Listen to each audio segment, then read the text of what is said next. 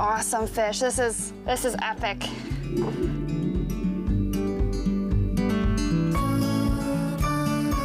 There is nothing like a fresh fish dinner surrounded by new friends to end another excellent day out on the water.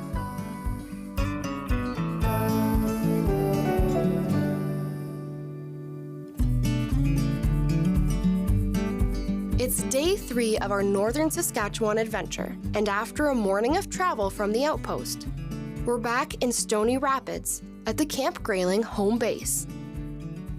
One of my favorite things about northern Saskatchewan is the versatility of the fishing, and today we're angling for one of my favorite species, Arctic grayling. For the afternoon, Mikey and I rigged up our lighter rods, and Trevor and JB took us all to a nearby hotspot.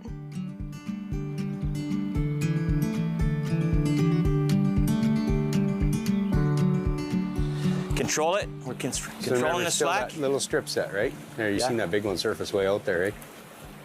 Come on, baby. So we're just going to swing that through? Yeah, let it swing through. And then you're going to slowly... there it is. There it is. First cast. Trevor called it. Perfect. My heart is racing right now. Right on, buddy. I can't believe it, Trevor. It looks like a good one, too. You literally called it. First cast, he says. First grayling. There you go. In the net. Oh, it's a hog, too.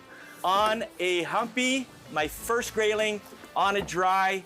I am beyond excited. I'm losing my mind right now. This is so cool.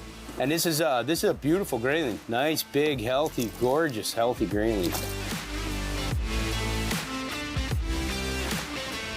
20-inch Arctic grayling on a dry. Excellent. Absolutely incredible.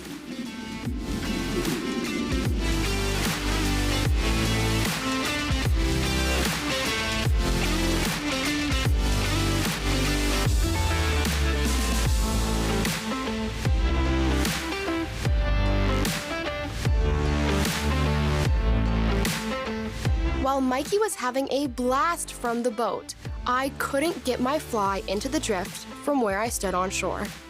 Thankfully, like a true friend, Mikey suggested we switch spots and share in the fun. You want to let it float as naturally as possible. And then when you get up to here, you can just stop and let it hold there, and it'll sit there. And a lot of times they'll come up and get it. And then you can strip it back. And I would suggest, stripping it back part way up, at least once you get it to that rock and you just hold it. Just strip it a little bit because they take it a lot along this edge too as well, right? Right. Yep. In order to get a good drift, I used a reach cast to present the fly to the grayling, which worked perfectly.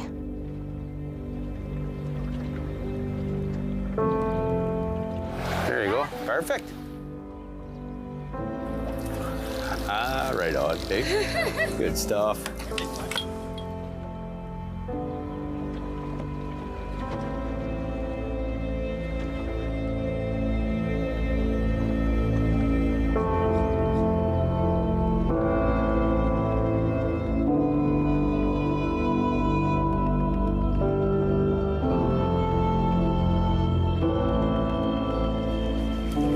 Nice.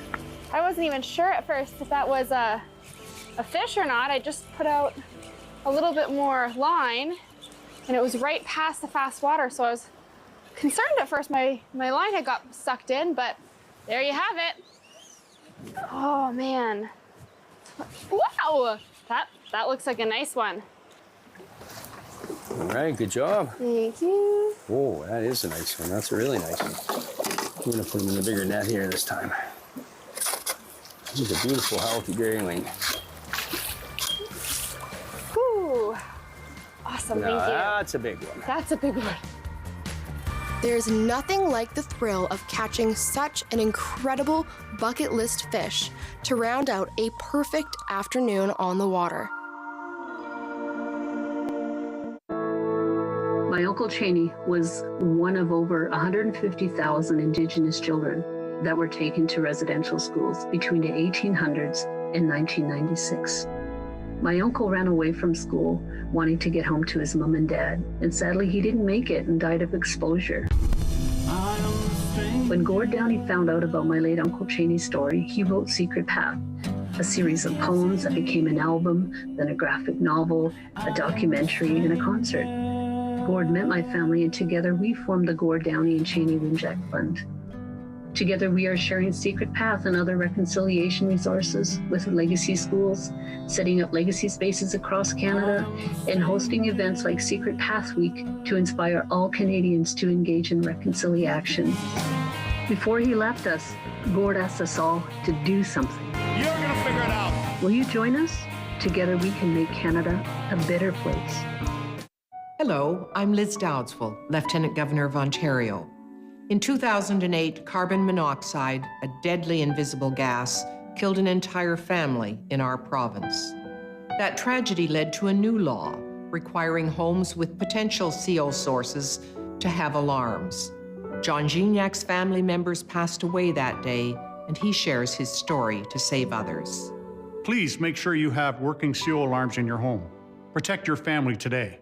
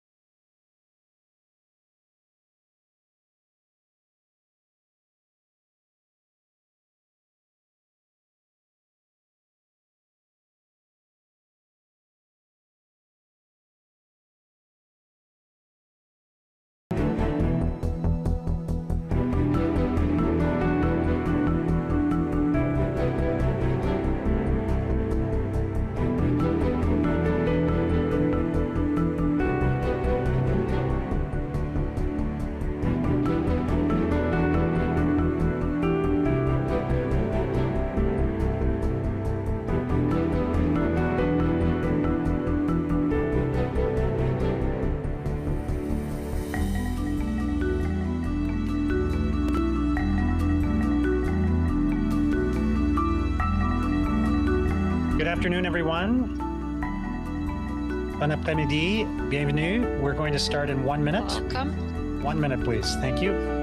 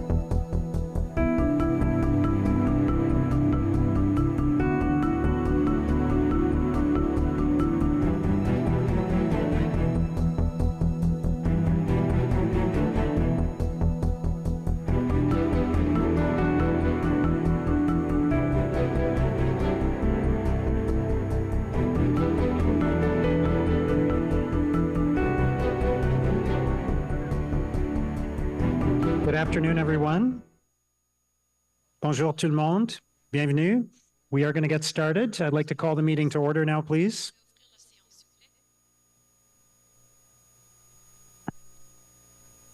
Before we begin, and on behalf of Ottawa City Council, I wish to acknowledge that Ottawa is built on the unceded Anishinaabe-Algonquin territory. The peoples of the Anishinaabe-Algonquin Nation have lived on this territory for millennia. Their culture and presence have nurtured and continue to nurture this land. The City of Ottawa honors the peoples and land of the Anishinaabe-Algonquin Nation and honors all First Nations, Inuit, and Métis peoples and their valuable past and present contributions to this land.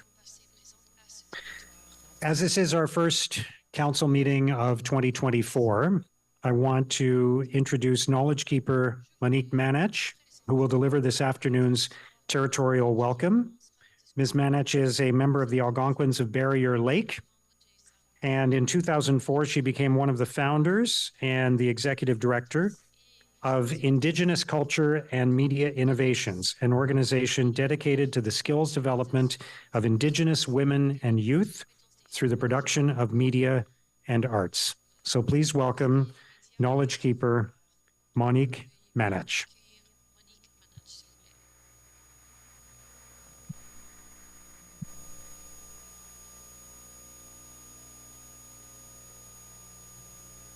Vajashig, welcome. Welcome to unceded, unsurrendered Algonquin territory. Monique Manach Indigenous, Kittikinnikinishnaabek and Dojba. My name is Monique Manach, and I'm a member of the Algonquins of Barrier Lake. And I was considering, what could I say to City Council? And it occurred to me that we have a creation story, a short creation story, well, one of many actually, that talks about how, what our responsibilities are. And it starts that the Creator decided to make human beings. So she went to the rest of creation because, of course, she had made everything else first. Well, we say the ones who fly, the ones who swim, the ones who crawl. And so she went to them and said, I'm going to make human beings, but they're going to need your help because they're not going to be able to see very well or hear very well. They're not going to be able to smell very well, or they won't have fangs or fur or feathers or claws. So they're going to need your help. So the rest of creation got together and had a conversation and decided, well, what are we going to do? Are we going to help these human beings? So finally, after much deliberations, they decided, yes, they would. So they went back to the Creator and said, okay, we're going to help these human beings. And so she made a sacred fire. And into that sacred fire, every single member of creation stepped up and added a gift, a strength, an attribute. They say from the white pine, we learn patience because it takes so very long for a white pine to reach its full height. They say from the wolf, we learn about family and we learn about compassion because of the way the wolf pack protects each other and the way that when they're on the move, it's always the old ones who lead because otherwise they wouldn't be able to keep up. They say from the eagle, we learn about love and we learn about clarity, not just physical vision, but clarity of mind. They say the eagle takes our prayers to the Creator. And even from lice, we learn a lesson. From lice, we learn persistence. So once every single member of creation had given a gift, a woman and a man steps out of the sacred fire, knowing in our hearts and in our minds and in our souls and in our bones that we are beholden to the rest of creation. We are not here to have dominion. We are here as stewards. We borrow from our children. We are here to, we owe a debt of gratitude to the rest of creation because we wouldn't be here without them. And we certainly wouldn't survive without them, and that they stepped up to help us. And so we need to be responsible, and we need to have respect, and we need to make sure that all of creation is taken care of. And I think, you know, when I was thinking about the responsibilities of the City Council and of everyone, of human beings, we need to remember that what are our roles and responsibilities as human beings? What are the roles and responsibilities of the City Council? It's to, in fact, be stewards, to take care of the people in your communities, to take care of the land in your communities. And so with that in mind, I would like to open this space to make it a sharing space, a caring space, a space where knowledge and wisdom live and thrive, a space where you can say what's on your mind and what's in your heart. And I'll do that with a few words to the Creator. Kishimigwich Chemnido. Thank you, Creator. Thank you for everything you've placed in our homelands that help human beings to live well. We acknowledge and honor the waters, the streams, the rivers, the lakes, and the oceans. We acknowledge and honor the animals, the plants, the birds, the fish, and all the good human beings. We thank you for the sky world. We thank you for our mother, the earth, and all the things that live beneath the surface of the earth. We thank you for all the insects and everything that help the plants to grow. We acknowledge and honor our medicines and our ceremonies. We thank you for our ability to prepare ourselves spiritually for the spirit world, for when this short physical world ends. We thank you for our ability to bring peace to one another, especially during times of trouble and anguish. We remember our friends and family who are ill, whether mentally, physically, or through addictions, and we hope they have a good day today and that they return to us soon as role models and as mentors. And we hope that good words are spoken, strong words that impact us emotionally and spiritually. And we ask that you help us reach the wisdom of our ancestors and to bring that wisdom here to this space and share it. And we remember our roles and responsibilities to live our lives with great respect for all living things.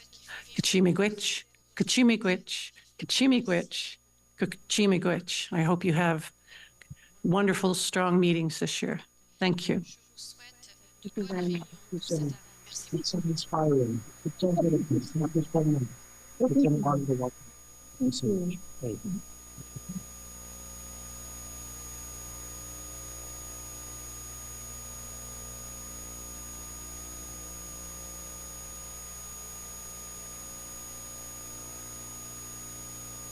Thank you once again to Knowledge Keeper Monique Menach. And now, for those who are able, please rise for a moment of personal reflection.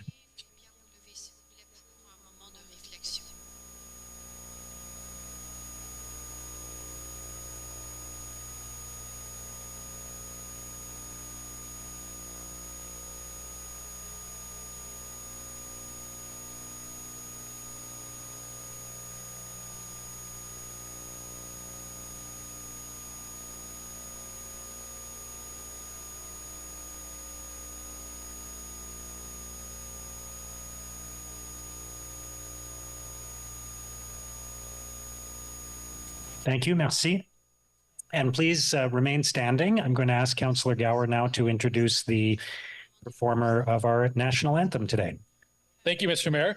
It's my pleasure today to welcome Savannah Philpott from Stittsville. She is 14 years old and attends the Canada Montessori School, and she is a music student at URock Music School. URock opened its doors in 1997 and has taught and mentored over 2,000 young musicians in Stittsville and the surrounding areas, many of whom have gone on to successful careers as performers and music educators. Et maintenant, joignez-vous à Savannah Philpott pour l'interprétation de notre hymne national. Savannah will now perform our national anthem.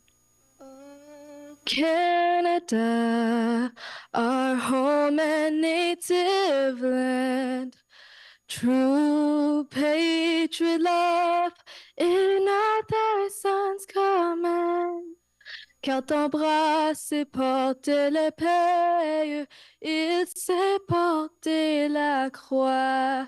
Ton histoire est une épopée des plus brillants exploits. God, keep our land glorious and free. Oh, Canada, we stand on guard for thee. Oh, Canada, we stand on guard for thee.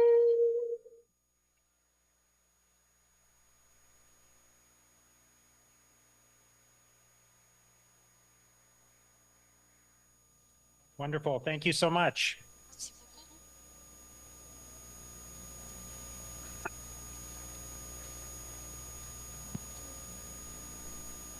So this is our first council meeting of 2024. Bonjour et bienvenue. And over the Hello past and welcome. I'm sure many of you have as well. I've run into a few friends and colleagues even today who have said to me, Happy New Year. Is it too late to say Happy New Year? Is it still okay when we're 3 weeks into the new year? I don't know where you stand on the deadline for saying Happy New Year, but since this is our first council meeting of 2024, I think it is a good time for us to reflect on what has happened over the last 12 months and look ahead to our work this year. Je pense que c'est un bon moment pour réfléchir à ce qui s'est passé l'année It's a dernière. good time to think about what happened last year and what lies ahead for this year. Many of you are hoping I will deliver a State of the City speech lasting an hour or more. Yep, thank you, Councillor Leeper. But I'm afraid, as I did last year, I am going to have to disappoint you again with just a few brief remarks. It is hard to believe that it's been a year since I spoke at our first council meeting of 2023. But when I look back, I think we have accomplished a great deal since then. We passed not just one, but two city budgets. We've taken some important steps forward with our federal and provincial partners on a number of different and very important objectives. And we've made some other important decisions that will shape the future of our city, including hiring a new permanent city manager, setting our priorities for this term of council, launching a working group to find savings and efficiencies at City Hall, and taking the first step toward building an even better Lansdowne Park. I know not all of these decisions have been unanimous, but I've heard from many residents that they're pleased with the professional and respectful tone of our council as we have dealt with many difficult issues. The two budgets that we have adopted so far have taken a balanced, responsible, and practical approach. We've delivered on my campaign promise to keep taxes low while investing in our core services. Nous avons tenu ma promesse électorale de maintenir les impôts. We kept my election promise to keep taxes low while investing in our basic services. Tens of millions of dollars in savings and efficiencies so that, like many families in our community, we are prioritizing and we are spending within our means. That has allowed us to invest even more deeply in our priority areas, including fixing our roads and sidewalks, building more affordable housing, hiring more paramedics and police officers, and building more recreation centers and parks for our residents. And it's allowed us to respect the affordability crisis that our residents are facing. Cela nous a permis de respecter la This crise. allowed us to respect this affordability crisis that our residents are facing. It is typical to start a new year with hope and optimism, and I'm sure all of us have a renewed energy to do our work and deliver results for the people of Ottawa. But we have to acknowledge that not everyone in our community is feeling optimistic right now. I've spoken to many residents in recent weeks who are starting the year more concerned than ever about rising costs. Many of them are struggling to make ends meet. There is a lot of anxiety about interest rates, about inflation, about economic uncertainty. Many people are worrying about the cost of rent and mortgage payments and the price of food. That's the experience of our residents right now. And we must continue not just to respect that, but to respond to it. C'est ce qui vivent nos résidents à ce moment précis. This is what our residents are going through right now, and we need to continue to not only respect this situation, this reality, but also respond to it. This year, I'm focused on a few important things. I intend to continue serving the needs of all residents throughout Ottawa, those who live in our rural communities and villages, our suburban neighborhoods, and our urban core. I intend to continue respecting the financial pressures that our residents are facing and ensure that we are not adding to their burden with significant increases in taxes and fees. I intend to continue to work collaboratively with each and every one of you, as I have since this term of council began, so we are always putting our residents first. I intend to ensure we are building more homes and investing in much needed infrastructure to support this growth. I intend to continue to bring a balanced, responsible approach to our work. J'ai l'intention de continuer à I apporter. intend to continue to use a balanced approach and a responsible approach when it comes to our work. We have a lot of important initiatives this year, including the Rural Summit, the pilot project for an alternative response for mental health calls, and in some important progress on building recreation facilities and improving our infrastructure, including roads and sidewalks, recreation centers, and parks. And we've already started to work on the 2025 budget. As I've said before, the 2025 budget includes significant pressures. They will make the 2025 budget the most difficult that we have had so far in this term. But we must continue to bring the balanced, responsible approach that we have employed so far, investing in our core services and greatest priorities while keeping taxes as low as possible for our residents. So I encourage all of us to continue working effectively and collaboratively together on behalf of the people of Ottawa. Let's continue the balanced approach that has brought us this far. Let's keep Ottawa affordable for everyone. And with that in mind, I want to take this opportunity to share some very good news today. After some very productive negotiations with our federal partners, I'm very pleased to share that I have signed an agreement for funding from the Housing Accelerator Fund. The full details of this significant investment for our city will be provided in a formal announcement in the coming days. But I wanted to share the news today that we have an agreement. This funding will greatly amplify our efforts to build affordable housing and streamline the planning approval process.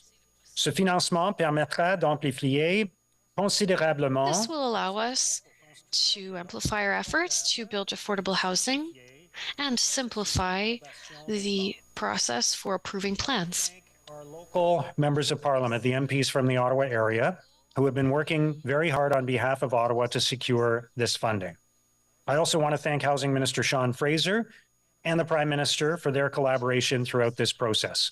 Again, I'm looking forward to a more formal announcement in the near future at which all of the details will be shared.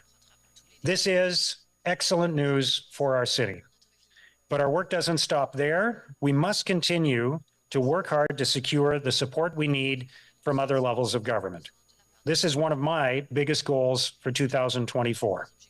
We need the help of both the federal and provincial governments so we can make Ottawa truly a better, safer, and more affordable city for everyone. And with that, let's get started on our work today. I will ask the Deputy Clerk to do the roll call. Merci.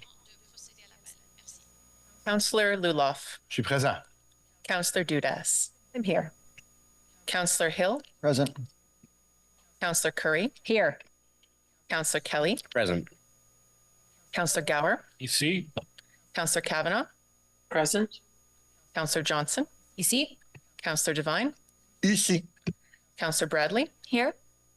Councillor Tierney, Present. Councillor Plante, Ici. Councillor King, Here. Councillor Troster, Here.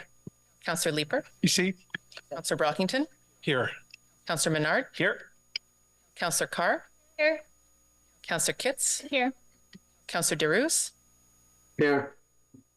Councillor Brown, Here. Councillor DeRoche, Here. Councillor Hubley, Here. Councillor Lowe, Here. Mayor Sutcliffe. Here. You have a quorum, Mr. Mayor. Thank you very much. Merci. Confirmation of minutes from the council meeting of the 6th of December. Is that carried? Declarations of interest, including those originally arising from prior meetings. Councillor Johnson. I, Councillor Lane Johnson, declare a potential deemed indirect pecuniary interest on the following items on the council agenda of January 24th, 2024. Item 1, Item 14.6, application to alter 29 Russell Avenue, a property designated under Part 5 of the Ontario Heritage Act, located in the Russell Avenue Range Road Heritage Conservation District. And number 2, Item 15.1.2, zoning bylaw amendment 29 Russell Avenue, as my spouse has a financial relationship with the owners of the properties. Okay, thank you. Are there any other declarations of interest? Okay, I'll note the communications received from the Association of Municipalities of Ontario and the other communications received as well. There were no regrets. So if I could have a motion to introduce reports, Councillor Brockington. Thank you, Mayor. That Built Heritage Report 10, Planning and Housing Committee Reports 18A and 20, and the report from the city clerk entitled, quote, Summary of Oral and Written Public Submissions for Items Subject to the Planning Act, Explanation Requirements at the City Council meeting of December 6, 2023, end quote, be received and considered. Is that carried? All right, item 12 is the Built Heritage Committee. Item 12.1 is the application to alter 359 Kent Street, 436 and 444 McLaren Street. Is that carried? 12.2, application to alter 125 Lakeway Drive. Is that carried? Item 23 is an application to alter 149 King George Street. Is that carried? Item 12.4 is the designation of 415 Kenwood Avenue. Is that carried? Item 12.5 is the designation of Bible House at 315 Lisgar Street. And I understand there's a motion. Okay. There's just an amending motion on that we can deal with quickly, I think. Councillor Troster? Yes, this is just because a couple of the citizen members of the Built Heritage Committee wanted to include some additional attributes in the designation. So whereas report titled Designation of Bible House at 315 Lisgar Street under Part 4 of the Ontario Heritage Act was carried to Built Heritage Committee on January 16, 2024. And whereas members of the Built Heritage Committee suggested additional attributes to be included in the Statement of Cultural Heritage, and whereas the inclusion of the additional heritage attributes strengthens the report seeking to designate this property under Part 4 of the Ontario Heritage Act, therefore be it resolved that document 5 in report ACS 2024-PRE-RHU-0014 be replaced with the amended document 5 version attached. Okay, is that carried? And the original item is amended. Is that carried? Item 12.6 is the designation of Southminster United Church at 1040 Bank Street. Is that carried? 12.7 is the designation of former W.C. Edwards and Company Building 290 City Center Avenue. Is that carried? 12.8 is the designation of the Westboro Masonic Temple at 430 Churchill Avenue. Is that carried? Moving to Planning and Housing Committee Report 18A. Item 13.1 is an official plan amendment and zoning bylaw amendment for 359 Kent Street, 436 and 444 McLaren Street. And I believe there is a technical amendment for that. Councillor Troster? Thank you, Mayor. Whereas report ACS 2023-PRE-PS0123, the report recommends amending the City of Ottawa zoning bylaw to permit a landmark building of 27 stories with a privately owned public space at 359 Kent Street, 436 McLaren Street, and 444 McLaren Street. And whereas report recommendation 1B unintentionally omitted reference to the proposed urban exception in proposed schedule from the details of recommended zoning.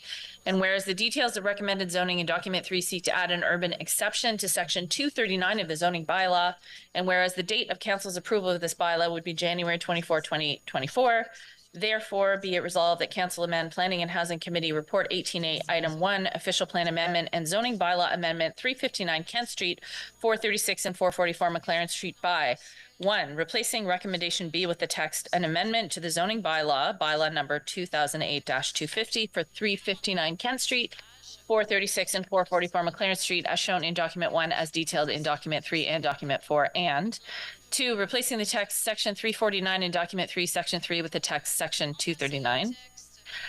3. Replacing the text as in document 3 section 3C with the text add, and replacing the text as of the date of council approval in document 3 section 3C bullet 16 with the text as of January 24, 2024, and replacing the text as of the date of council approval in document 3 section 3C bullet 18 with the text as of January 24, 2024, and therefore be it further resolved that there be no further notice pursuant to section 3417 of the Planning Act as amended. Any objections? Okay, thank you, Councillor Troster. Is that technical amendment carried? And the item is amended, is that carried? Thank you. Moving to item 14, the Planning and Housing Committee Report 20. Item 14.1, I know there's a motion related to that, or perhaps more than one, so we'll hold that. Item 14.2 is zoning bylaw amendment for 1592 10th Line Road. Is that carried? 14.3 is zoning bylaw amendment for 225 Cope Drive and 166 Shellwright Street. Is that carried? And dissent. A dissent from Councillor Catton? Okay, thank you. Item 14.4 is a zoning bylaw amendment for 3750 North Bowesville Road. Is that carried? Oh, there's a technical amendment on that? Okay. Who's moving that? Councillor Brockington, technical amendment. Thank you, Mayor. Technical amendment moved by myself, seconded by the Chair of Planning, Councillor Leeper. Whereas the report recommends amending the City of Ottawa zoning bylaw to permit 2 14-story towers in a residential building at 3750 North Bowesville Road. And whereas report recommendation 1 unintentionally omitted reference to the zoning schedule in document 2, whereas the details of the recommended zoning in document 3 unintentionally omitted a provision to add the proposed zoning schedule to part 17 of the zoning bylaw. Therefore, be it resolved that Council amend Planning and Housing Committee Report 20, Item 5, Zoning Bylaw Amendment 3750 North Bowesville Road by the following. 1. Replace the committee recommendation with text, quote, that Council approve an amendment to the zoning bylaw number 2008-250 for 3750 North Bowesville Road, as shown in document 1 as detailed in document 2 and document 3. And number 2, adding the following text as section 3 of document 3, details of recommended zoning. And 3, add document 2 to part 17 of the zoning bylaw as schedule YYY. And therefore be it further resolved that there be no further notice pursuant to section 3417 of the Planning Act. Thank you, Councillor Brockington. Is the technical amendment carried? It's just to confirm that it's supported by staff, yes? Yeah.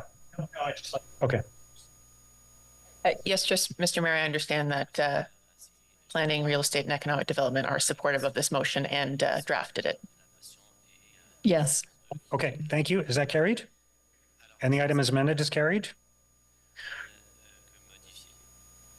Okay. Item 14.5, waiver of demolition control at 185 Montreal Road. Is that carried?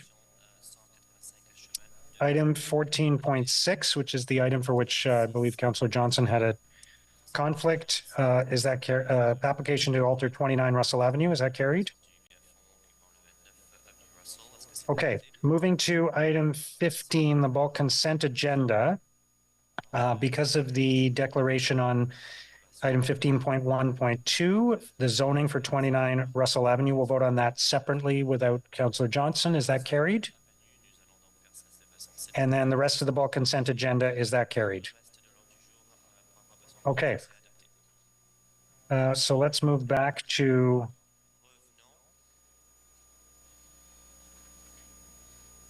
item 14.1, which is the memorandum of understanding with Katasa Group.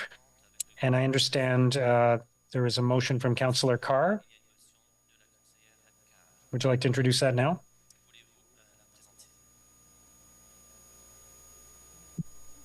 Thanks. I just needed a refresher on procedure since it's been a few weeks. I'll read the motion in first and then I'll speak to it if that's okay. Whereas a number of formats for community benefits agreements have been used by the City of Ottawa over the last years in the case of voluntary donations and other community benefits, including social contracts developed for Heron Gate development and subsequently for Manor Park's estate development. And whereas voluntary contributions have been advanced by ward councillors and staff for other developments despite the absence of a policy framework governing such contributions. And whereas interpretations from the Integrity Commissioner to councillors have indicated that the provision of voluntary donations for community benefits is a policy matter. And whereas the City of Ottawa's existing donations to the City for community benefit policy does not specifically address such developer contributions or provide guidance to members of council.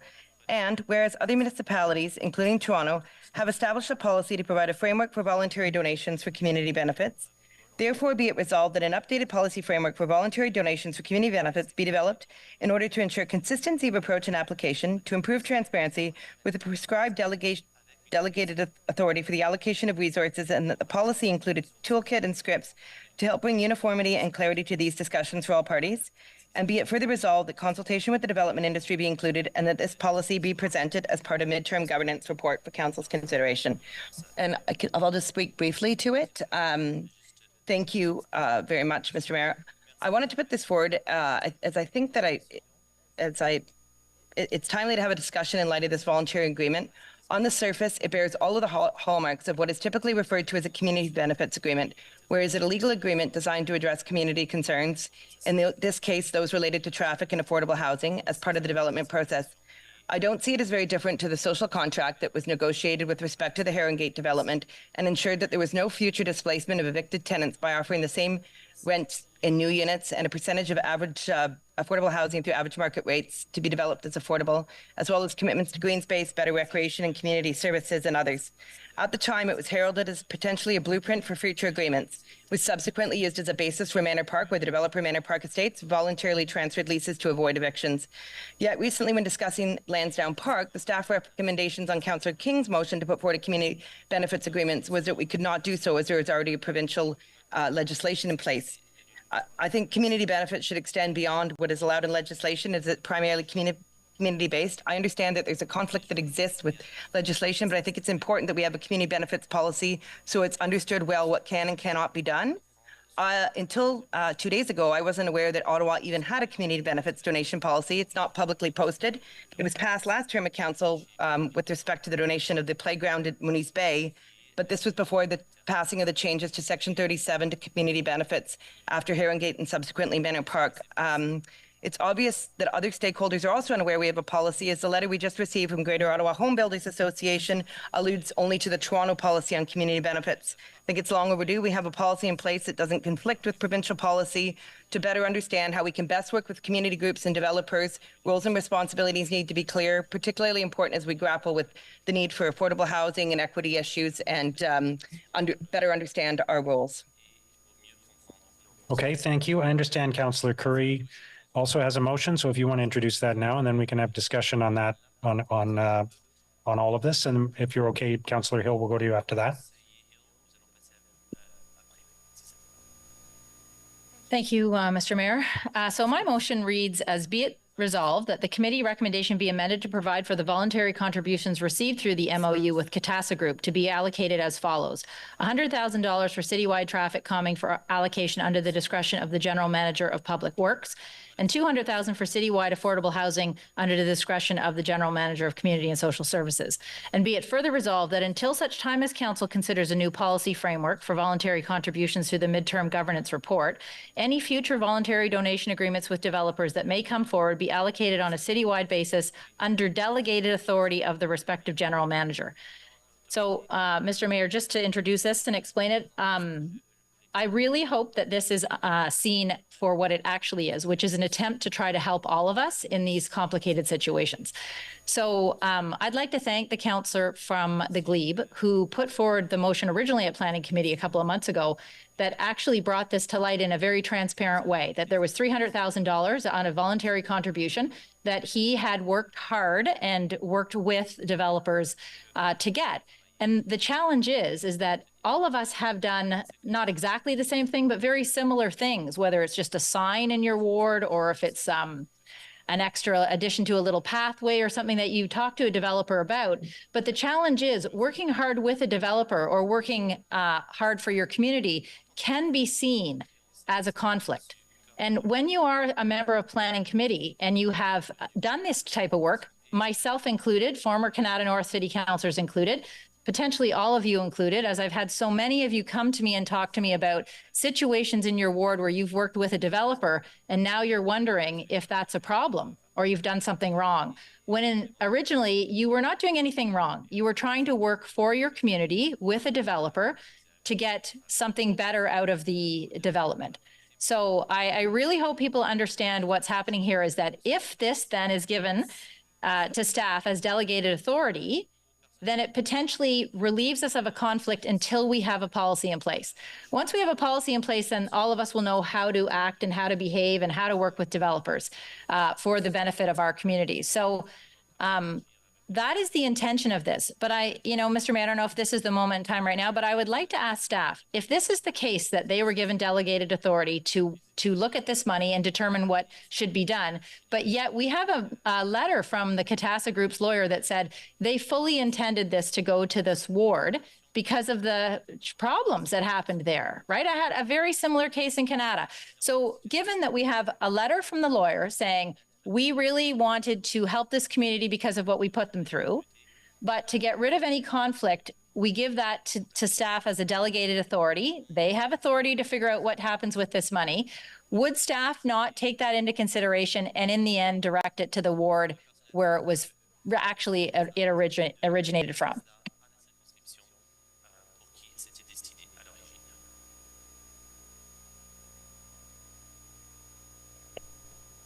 Thank you, Councillor, for the opportunity to speak to this. I'm going to ask probably Vivi and Clara also to speak to it, but I think in terms of overall priority, we would look at the priorities across the city and the needs to determine where the investment can be best made and where we can pool the funds to make an investment or advance something. And I speak specifically of housing, where we can make use the best funds to advance a project that could be shovel ready. And I'll just ask Clara if she could jump in and speak to that as well. Thank you, Mr. Mayor. We would certainly follow whatever policy council approves. And just a reminder that all of our affordable housing pipeline projects do come forward to council as part of our affordable housing capital plan. So that funding would likely be being then integrated into the affordable housing capital plan for approval at council. Okay, so I mean, what I was trying to get at was if the lawyer's letter indicated that the intention of the Catassa Group was simply to help the community out where they had created a lot of angst, would staff not take into consideration that kind of direction based on who was given the voluntary contribution, even though this motion asks staff for delegated authority for citywide? Once it's citywide, it still can be allocated to a particular location. Absolutely, Councillor. Thank you, because my challenge is it's better to have it done that way than have the councillor do that, right? The councillor is in charge of voting on committees, right? And in this role, there's so much opportunity for optics to make it seem as if councillors are doing things that they are really not doing. So to me, this is a very safe way to do this instead of having a counselor try to advocate and get things and pressure potentially optically a developer. And that's not a good thing. So anyway, that's the intention of this motion. I hope it is seen as that and not as anything other than that. Thank you. Thank you, Councillor Curry. Councillor Hill. Thank you, Your Worship. I'm a believer in working with all of our stakeholders in order to make the community improvements that we need, but I do have a number of concerns about the Troster motion for the $300,000 CATASA donation. First, I'm concerned that this does not pass the public transparency test.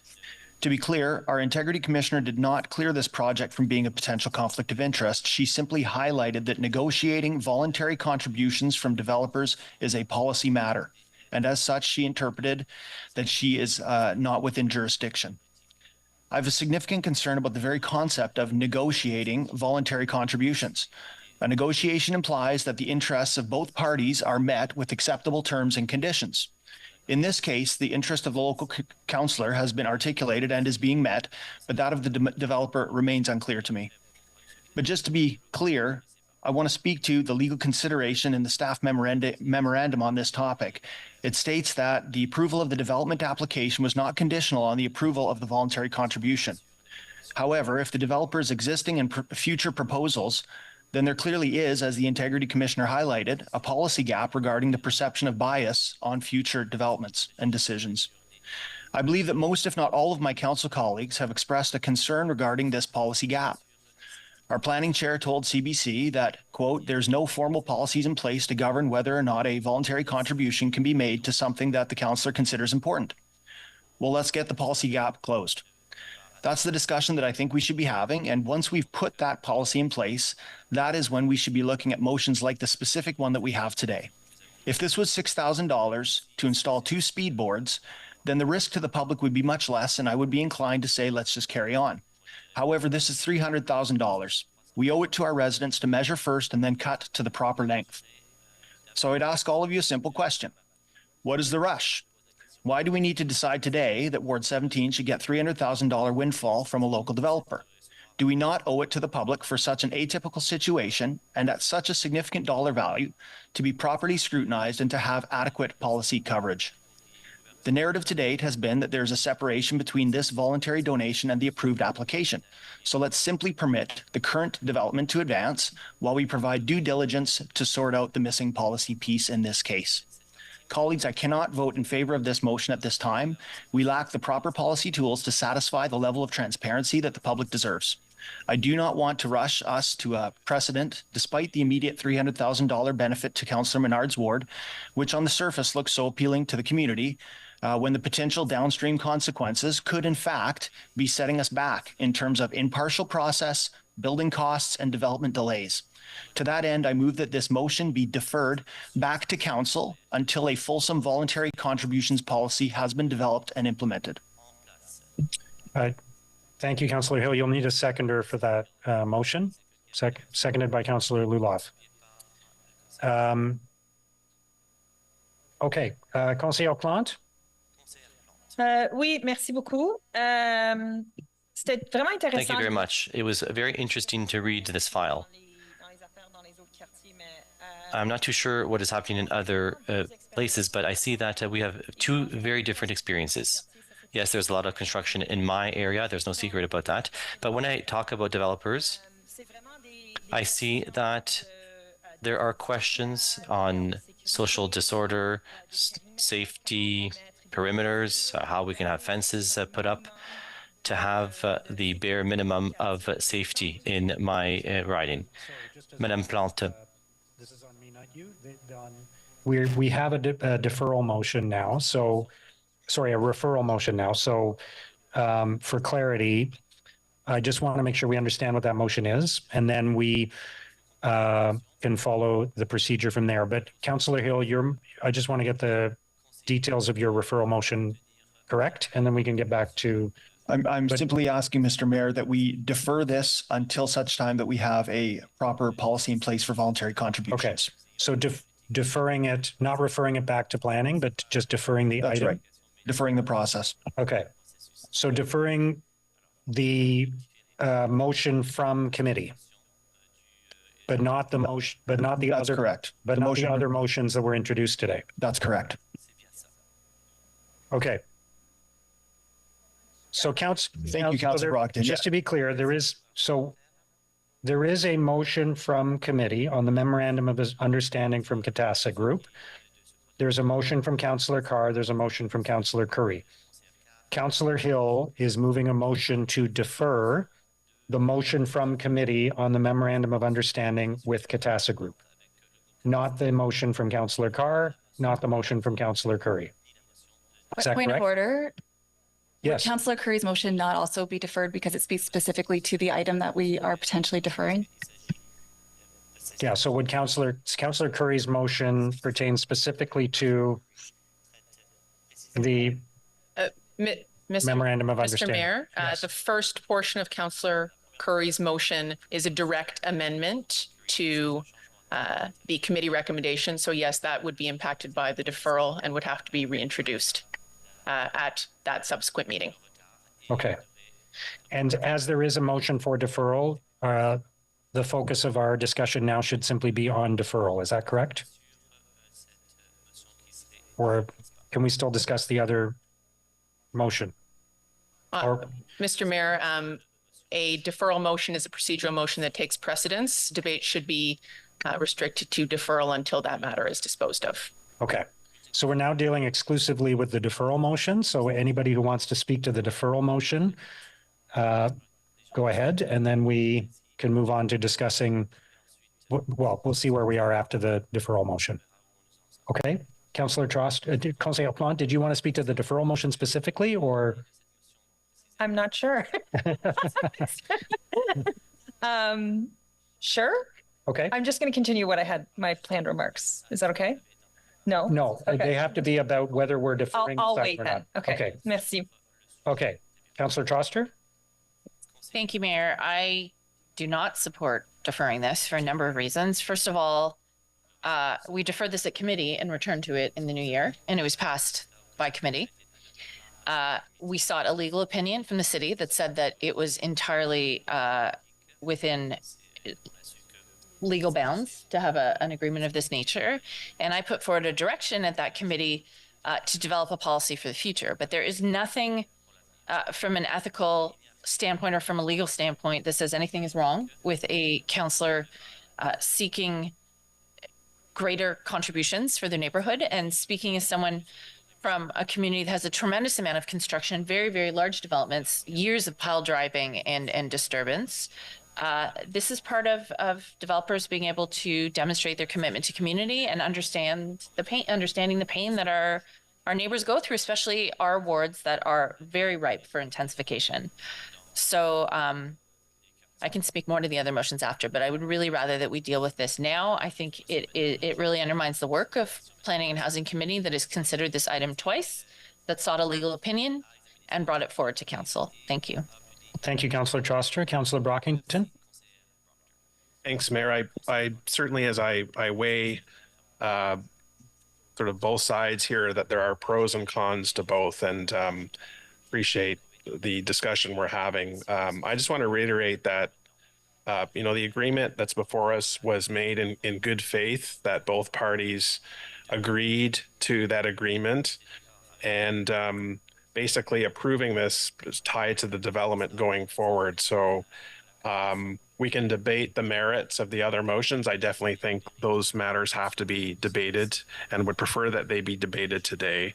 This is probably the most transparent, open agreement from any development that I've seen before because of the focus that we've given it both at committee and now at council. I think this should be, the agreement should be approved today, and we should debate the other motions that our colleagues have put forward. So I will not be supporting the referral. Okay, thank you. Councillor Menard?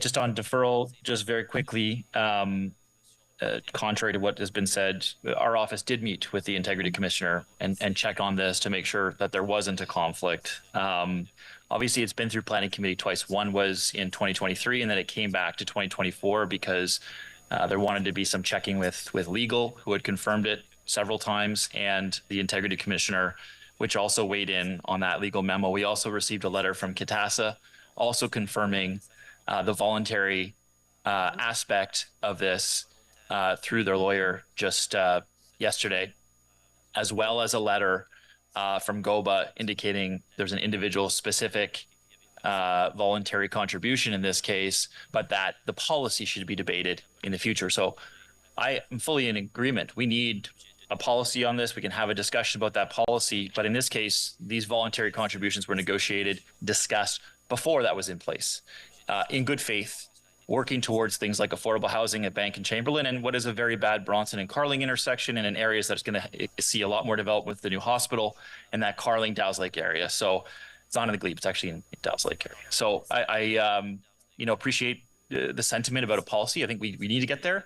But in this case, there's been nothing but, I think, good faith discussions around this, and we need to deal with that part now, and then the other two motions as we move forward. So I'll just say that, and thanks to Planning Committee for, I think, unanimously approving this after it came back on the second time around. So thanks for the debate and discussion we had at that committee, which is where this debate and discussion should take place.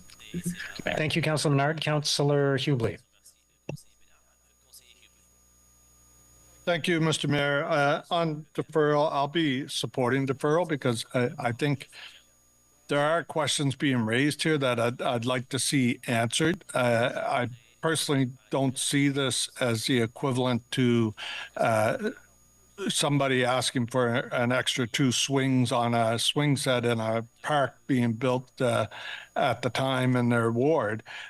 We're talking about a lump sum of cash, and there's no request for any kind of receipts for that cash. And that part concerns me. Like, I get it that we don't want to ruin things for when we ask companies to put up signs or to help us put on community events or whatever. I think all that has to be well within the rules. I think the Integrity Commissioner does a pretty good job about giving us advice on those things.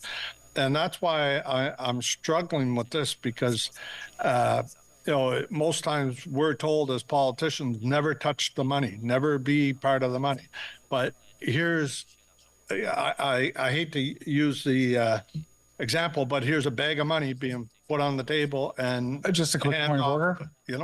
I just want to make sure that we're discussing deferral as opposed to the substance. Yeah, so I'm explaining why I'm supporting deferral. Anyway, that's why I'd like to see it deferred. I'd like to see it looked more into. I have an amendment for the car motion that I'll bring up when we go back to talk to that stuff. But I really think I'm open-minded on this, but I'm really thinking we need some expert advice on how to go forward with this. So thank you, Mr. Mayor. That's why I'll support deferral. Thank you, Councillor Hubley. Councillor Leeper. Thank you, Mayor. I won't be supporting deferral today. My comfort with what the councillor is seeking and bringing forward to us is such that I don't think we need more debate, but I do want to avoid talking about the substance of the motion this morning. I am aware that there is a developer who has offered to make a payment.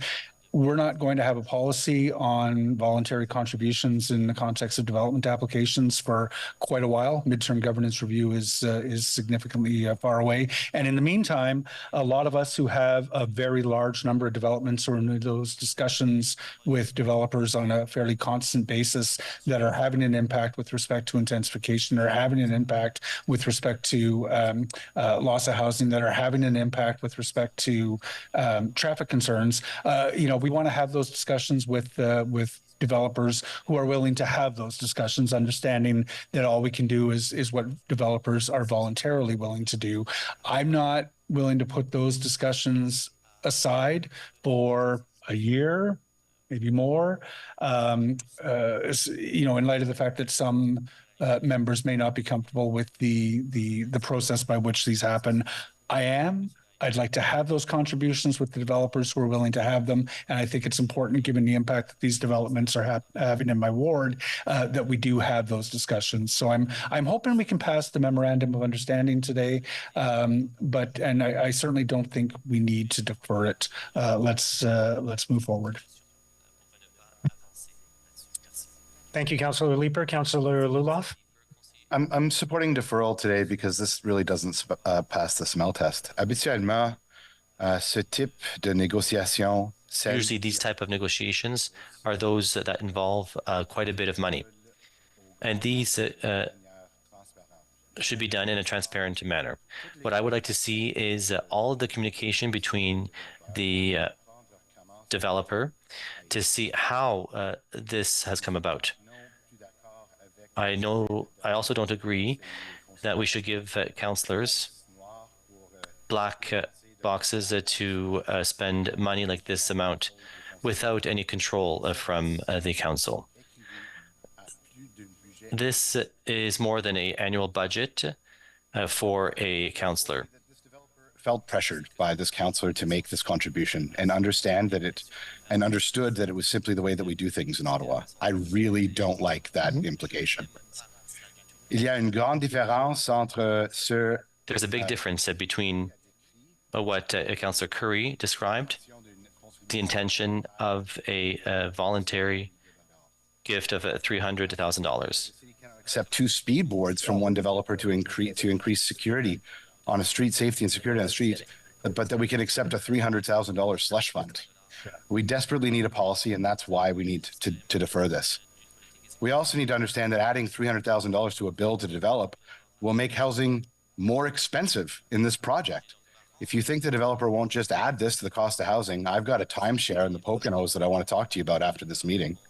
I can't support this. Mayor, point of order, sorry. The councillors insinuated something that would amount to something like extortion or bribery, in that there was some undue pressure applied, which has not been confirmed in any legal letter we've received from CATASA, and has been confirmed by the Integrity Commissioner when described by the process that we undertook voluntarily. So I'd ask the member to withdraw those comments, that you have it on some authority that there was pressure there, because none of that was the case in this matter. And if there is something like that, then I'd ask the member to put it on the table. But it really goes to, feel free to provide evidence of that, councillor, but don't say those things unless you have some evidence to back it up beyond what's been already provided to councillors in a legal letter, because it's egregious. It's not egregious, and we're indemnified with what we say at this table. I would like to see the emails between you and the developer then. Anyway, this is not a point of order. Okay. I'll continue It's on. a point of privilege. So let's just get back to the matter at hand of whether we're deferring or not, and let's focus on the merits of deferral rather than. Anyway, just carry on, please. Just focus on the motion, if you would. I can't support this. We need to get a policy in place and put some sunshine on what seems to be a very shady situation. Thank you. Okay, Councillor Bradley. Thank you very much, Mr. Mayor. I won't be supporting deferral, and I have to say I take incredible offense to the comments that are being made today with respect to a bag of money being put on the table. The motion very clearly articulates that $100,000 is going to traffic calming and the rest is going to affordable housing. So that is just offensive and inappropriate. But in terms of deferral, it makes no sense. This has gone through the Integrity Commissioner. It's gone through legal advice. What are we deferring until? Like, it doesn't make any sense. It's just adding another red tape to an incredibly already regulated process. So come on, like, let's just be sensible. The things that Councillor Menard has negotiated for his community benefit residents that we are elected to, represent. And I think he's done an incredible job. And any comments that suggest that this is extortion are just completely offensive and should be withdrawn. Thank you. Okay. Personal privilege. The word extortion was never used in anything that I said. Okay. Again, let's get back to the merits of deferral or not, and focus on that, please. Councillor Dudas. I will be supporting deferral, and I'll say it's because I'm not prepared to support what is before us today. And I would like to be able to be in a place that I feel comfortable doing that. And what we don't have is a policy that gives me that confidence. And, city councilors are so often accused of being in the pocket of developers when we vote on development applications, despite the fact that the process of development applications is largely regulated by the province. I mean, I've even heard it in some of our members' own election campaign slogans. So on this file, I want to be absolutely clear. I firmly believe that the conversations that took place were above board. Okay, I'm just going to say that. This product is nothing but the intent of best intentions. But I also understand that free money is hard to turn down. And with that said, I'm deeply concerned about two things: the precedent this sets and the optics for our community. So I was reading the letter from Katatsa's lawyers again and again this morning, and with every single time I read it, I got even more and more uncomfortable. The letter expressly stated that this voluntary donation was made by their client for two reasons. The city has shown support by having numerous meetings with the developer, and that this file was particularly difficult. So now I'm in this position where this voluntary donation was made to the city because the city met with them and worked on a difficult file.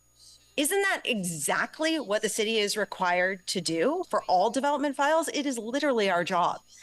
This doesn't pass any sort of smell test to me.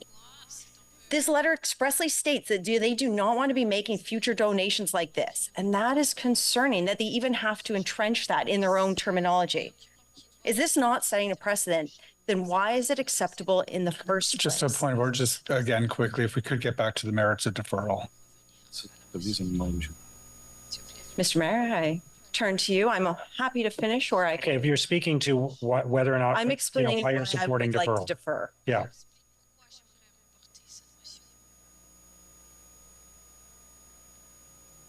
Mr. Mayor, I fall on your ruling, sir.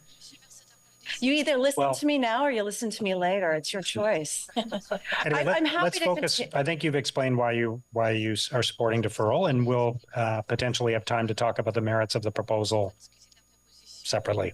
Okay. So I'm happy to get back to this when we go back. I will support deferral because I'm not in a good place with where this is at. I don't feel comfortable with what we're being seen before us today. okay. And just to be, I mean, there's overlap between why somebody may or may not support deferral and whether or not they support the original motion. So that's obviously why there's some latitude here. Okay. So Councillor Devine, go ahead. First meeting of the year, huh?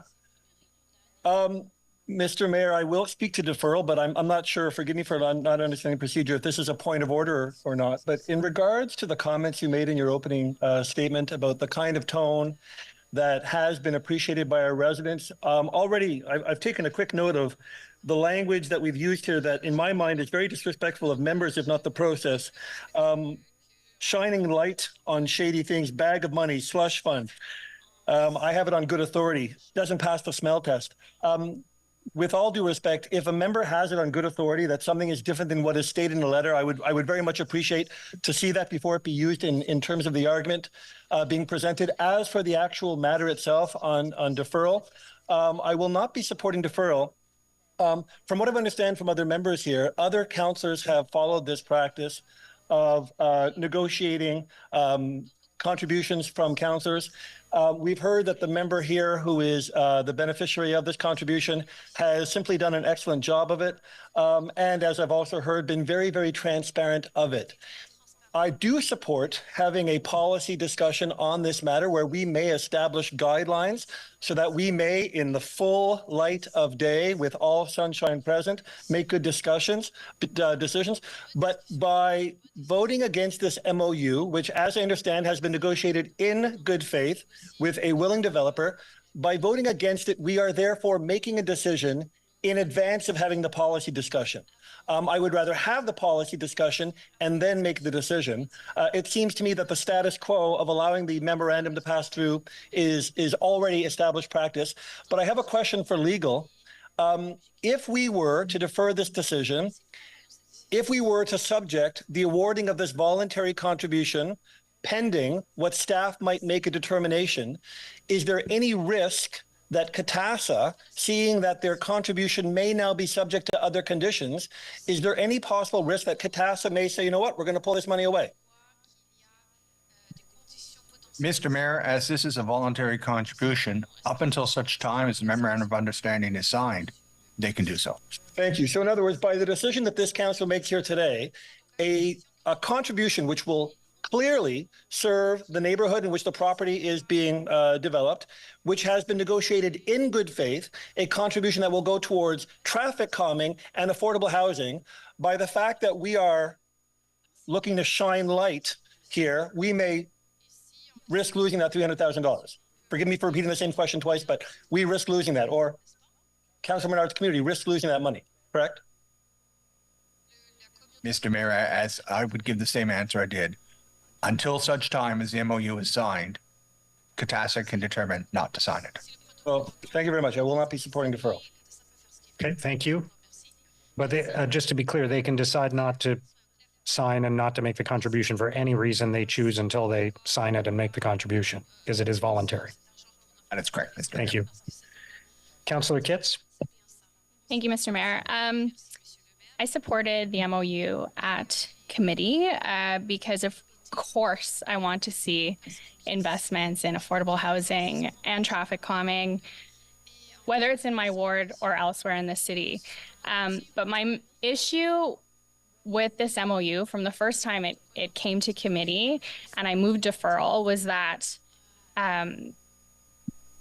I had a situation, I won't go through this again because this will be the third time I'm speaking about this, but in 2021, I had a situation where a developer built speed bump was going to be delayed. And I made a request that in place of the delay, they purchase 2 speed boards, which are traffic calming tools, to address the speeding concerns in the community until which time the speed bump could be built. I asked the integrity commissioner if this was all above board and was told at that time that if the city were to accept the speed boards, it would be a violation of the code of conduct because I made the request. So the speed boards were never installed. I accepted her decision. So I'm confused. And my issue with what's in front of us is I feel like in the absence of a policy, that's why I wholeheartedly support Councillor Carr. I seconded the motion. We need a policy. I think everybody agrees. But in the absence of one, I feel like situations and councillors are being treated differently. And I'm uncomfortable with that. So I'm inclined to support deferral. I don't know, is the Integrity Commissioner on the call? I'm still unclear as to why the 2 situations were handled differently. So I could ask. I don't see her there. But that's where my level of comfort is it doesn't feel like it's being applied across the board.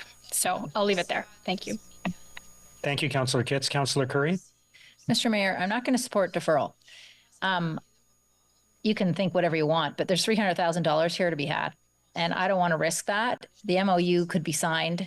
And I think in my motion, I've offered an option that very likely it will go back to that ward anyway, but it will remove anyone from being in a conflict of interest. So I think there's a way forward here, which will still see a policy discussion. You know, maybe we just do exactly what Toronto's done and get it over with more quickly. But I still think there's a way forward here so that we do not lose this $300,000. You look at the 2 category headings for where that money could go. Both of those category headings need additional funds and always will. So I don't support deferring this any further because there's a risk that we would lose it. Thank you, Councillor Curry. Councillor Tierney. Great. Thank you, Mr. Chair. Just a couple of quick points that I will be supporting deferral, and it's for a couple of reasons.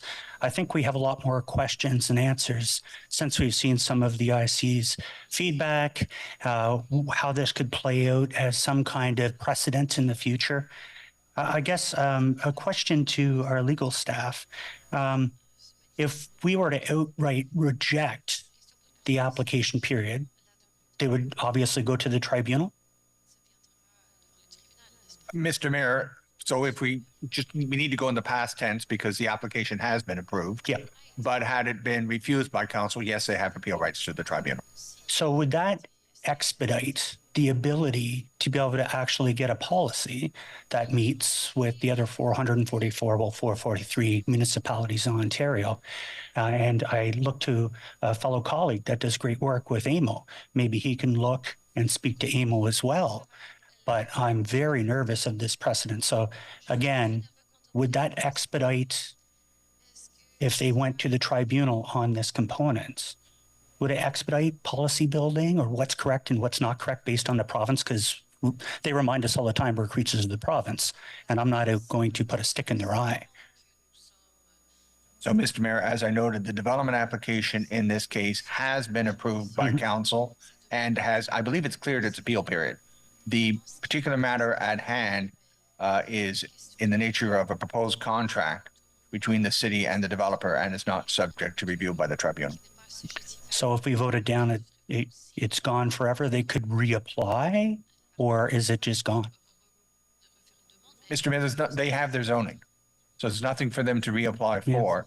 If it's turned down by council, the contribution is at an end. Yeah, and that's where I'm trying to square this, because I would love nothing more than to go into a community meeting and tell 500 people, I'm going to get all this stuff for you guys. I'm going to get everything.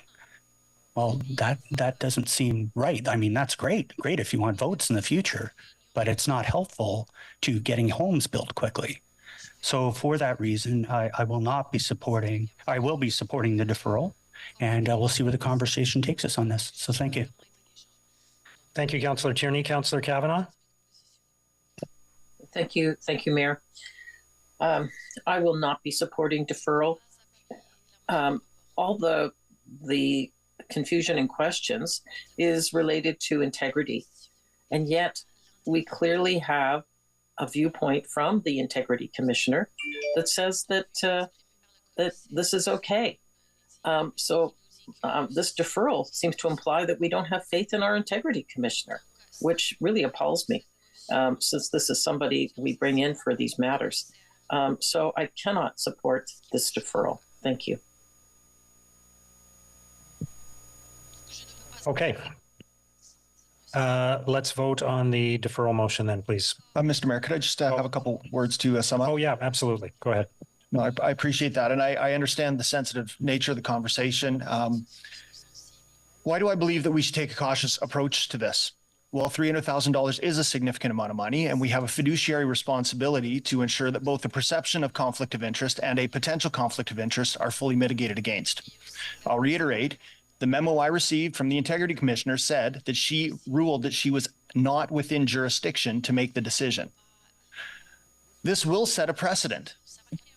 And my first assessment is that it will add an additional layer of opaqueness that will slow down housing development and reduce public insight into the negotiation process with developers.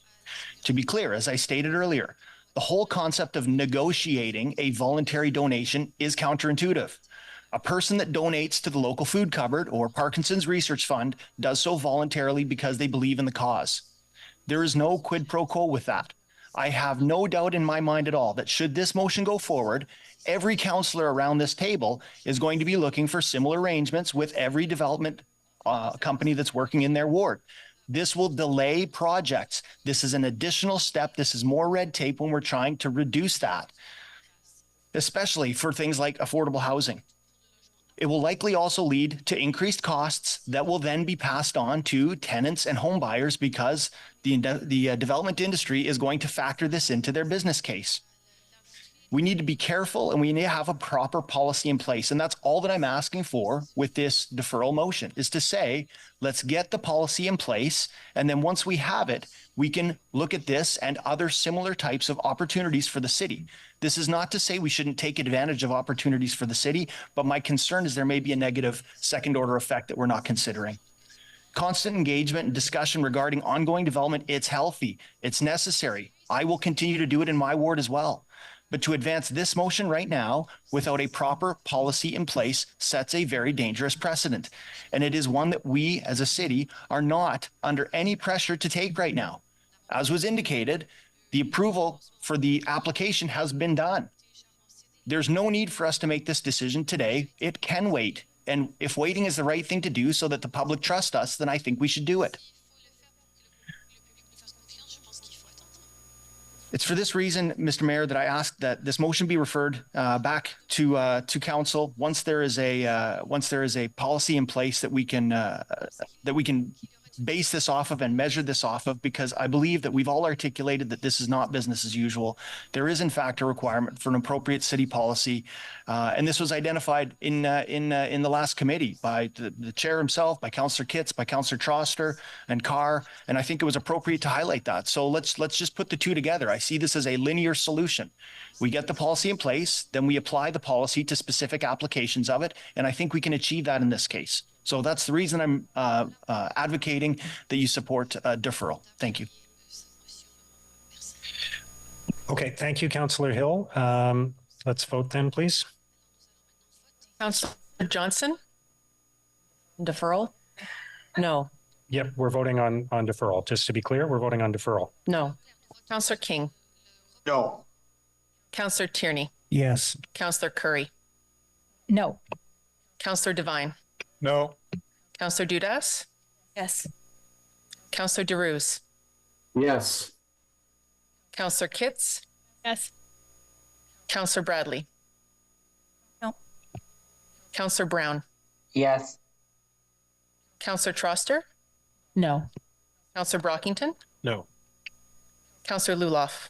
Yes. Councillor Kavanaugh? No. Councillor Kelly? Yes.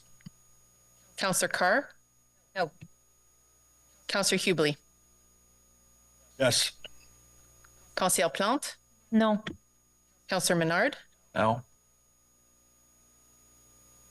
Councillor Leeper? No.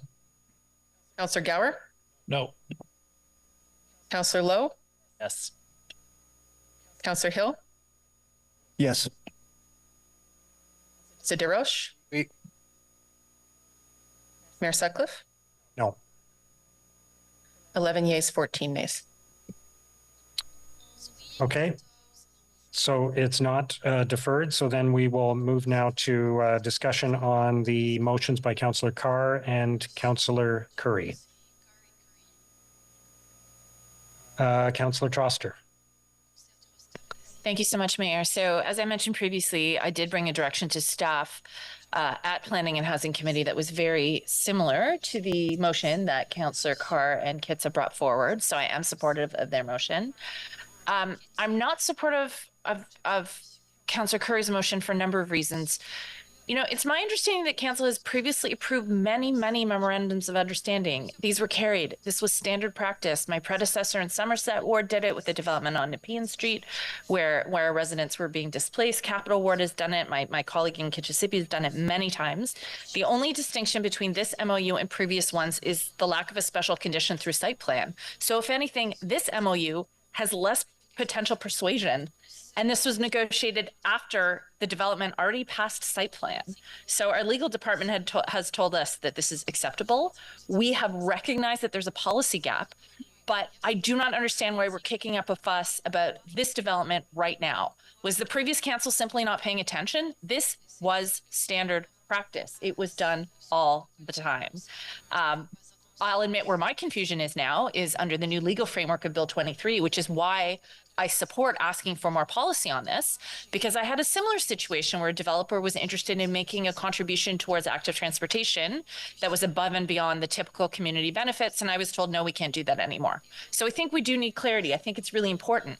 But the fact that Councillor Menard was able to make significant gains for his community, I am really offended by the idea that this doesn't pass the sniff test, any implication that there's something shady going on. This is money for traffic calming and for affordable housing. And as I mentioned before, part of why it should be directed to the ward where the development is in is the residents near a particular development are living through the pain of that development being built. I'll give you a perfect example. Kent Street right now is almost entirely low-rise buildings. I have at least 3 very large towers that will be going up in the next 5 years. Those neighbors will be dealing with intense construction, traffic problems, and significant pile driving that'll probably make their teeth shake. Part of this is about developers being able to have a good relationship with the neighbors that they are frankly inconveniencing in order to bring more housing to our community. There is no indication in this proposal that it's delaying the application because the application is absolutely being passed. There is no ethical violation here. And if the issue is allowing councillors to direct funding, I'm not sure why this wouldn't be the same as cash in lieu of parkland or previous Section 37 contributions. This was standard practice. And so, you know, all of us around the table, we work very hard to bring projects in our wards forward. And I really get what Councillor Kitts is saying, because I was also told no. So I want to know the parameters under which we can say yes, under which we can negotiate additional contributions. But there's nothing about this particular contribution that should be delayed, in my opinion. And I think the real losers in this motion are the community members who would benefit from greater investment and who are seeing what I think is a really ugly side of council here right now. I really have to question why. You know, I put this motion forward to Planning Committee because Councillor Menard is not on Planning Committee. I put it on his behalf. And I'm really offended by the implication that there's some sort of ulterior motive and that there was some sort of political pressure, that there is no concrete evidence to show that there actually was. So if we're going to conduct reasons debate and deliver community benefit, I really think we should take the committee's recommendation. This came to committee twice. It passed unanimously the second time it came. We sought an ethics commissioner opinion and a legal opinion. So I will be very happy to support the original motion. I'll be happy to support Councillor Carr's motion, but I will not be supporting Councillor Curry's motion. Thank you very much. Thank you, Councillor Choster. Councillor Brown. Thank you very much, Mr. Mayor, and certainly supportive of both of the motions on the table. Similar to Councillor Kitts, I was told no when a development application has already been approved in my ward and there was a particular piece of infrastructure that needs to be changed. It was delayed because of the developer, and when my office was looking for opportunities to enhance temporary traffic calming in the area to continue the community to grow while ensuring the intersection remains safe, we were told no, that it would be inappropriate